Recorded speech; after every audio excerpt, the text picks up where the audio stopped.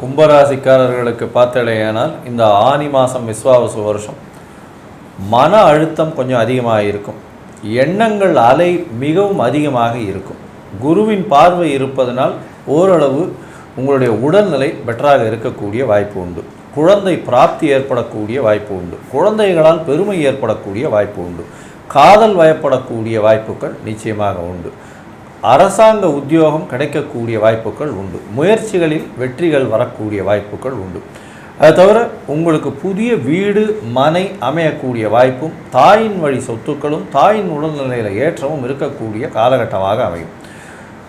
இந்த காலகட்டத்தில் பார்த்தலையானால் உங்களுடைய ராசிக்கு எதிர்பாலினத்தவர் மூலியமாக சிறு சிறு தொல்லைகள் வரும். கூட்டு தொழிலில் சற்று பின்னடைவு இருக்கும். சொந்த தொழிலில் பெரிய ஏற்றம் இருக்கக்கூடிய காலகட்டமாக இருக்கும்.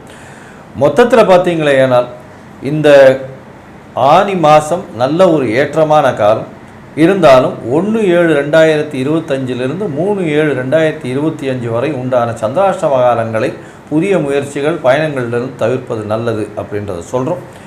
இந்த காலகட்டத்தில் எல்லாமே நல்லபடியாக இருந்தாலும் 7.5 சனி ஜென்மசனி நடப்பதனால் உடல் நலத்தை சற்று கவனமாக பார்ப்பதும் வேலை மாற்றங்களில் பொறுமையாக எந்த முடிவை எடுப்பதும் நல்லது